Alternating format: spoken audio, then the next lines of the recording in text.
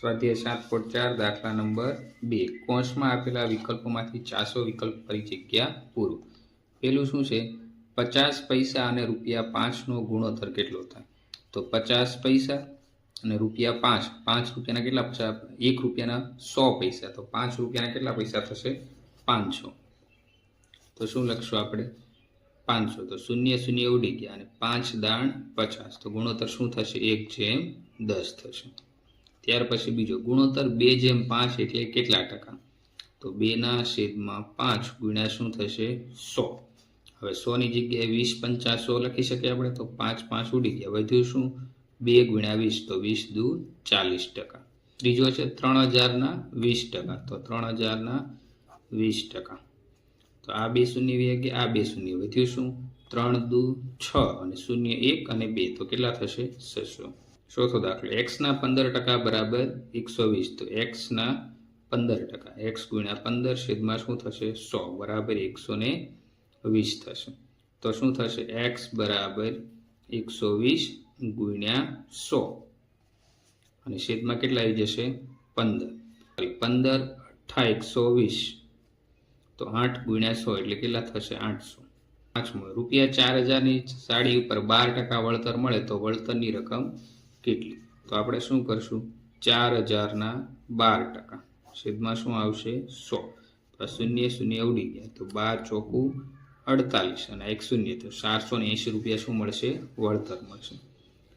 દાખલા નંબર 6, એક સ્વેટરની ખરીદીમાં 8% પ્રમાણે 1962 વળતર મળે છે, તો સ્વેટરની સાપેલી કિંમત કેટલી? તો 8% એટલે કેટલી રકમ થી? 192, તો 100% એ કેટલી?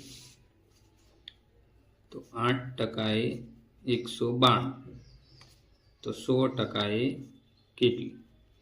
તો શું થશે? 100 ગુણ્યા 192 છેદમાં શું આવશે? 8.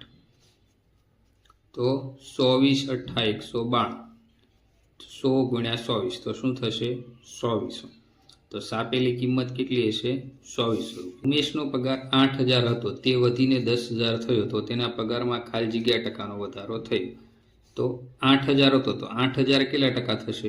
8000 એ 100%. હવે કેટલો થયો છે? 10000, તો 10000 એ કેટલા ટકા?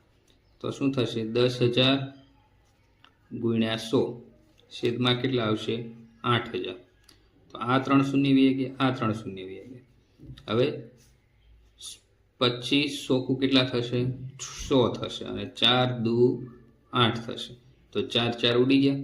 હવે અહીંયા 10, તો 5 ગુણ્યા 2 એટલે 10, 2 2 ઉડી ગયા. હવે શું વધ્યું? 5 ગુણ્યા 25, 5 ગુણ્યા 25, તો 25 5 125, તો 100% તો પગાર હતો, તે કેટલો થયો? 125. તો વધારો કેટલો થયો? વધારો બરાબર 125 માઇનસ 100, તો 25%નો શું થયો? વધારો થયો. આઠમો દાખલો, 4000 નું 12% લેખે 2 વર્ષનું સાદું વ્યાજ કેટલું થાય? તો શું થશે? આઠમો દાખલો, SI બરાબર PRT છેદમાં 100. મુદત કેટલી આપી છે આપને?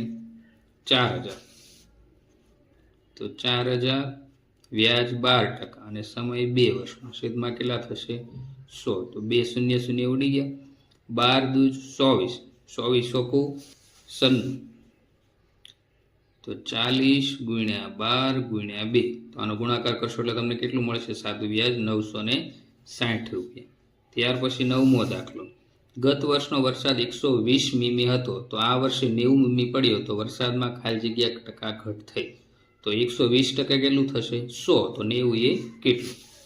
તો 120 મીમી બરાબર 100%, તો 90 મીમી એ કેટલા? તો શું થશે? 90 ગુણ્યા 100 છેદમાં કેટલા આવશે? 120, તો આ 0 0 ઉડી ગયા. હવે 25 ચોકું 100 અને 4 તેરી 12, તો 4 4 ઉડી ગયા. હવે આ 9 ની જગ્યાએ 3 તેરી 9, તો 3 3 ઉડી ગયા, વધ્યું શું? 25 ગુણ્યા 3, તો 25 તેરી કેટલો થયો? 75. 75% વરસાદ થઈ ગયો. તો હવે ઘટાડો કેટલો થયો? ઘટાડો બરાબર 100% હતો, 100 માઇનસ 75, તો કેટલા ટકા ઘટાડો થયો? 25% ઘટાડો થયો. 10મો દાખલો શું છે? રૂપિયા 3200ની વસ્તુ વેચતા તેના પર 4% જીએસટી આપવો પડે તો વસ્તુની વેચાણ કિંમત કેટલી? તો 3200 આપણે શું કરશું? 4% કરશું, કેમ કે એની પર 4% જીએસટી છે. છેદમાં 100. તો 100 આ 0 ઉડી જાય તો 3200 કેટલા થશે? 128. તો વેચાણ કિંમત બરાબર શું થશે? છાપેલી કિંમત પ્લસ જીએસટીની રકમ. તો 3200 વત્તા 128 તો કેટલા થશે? 3328 આપણી શું થશે? વેચાણ કિંમત.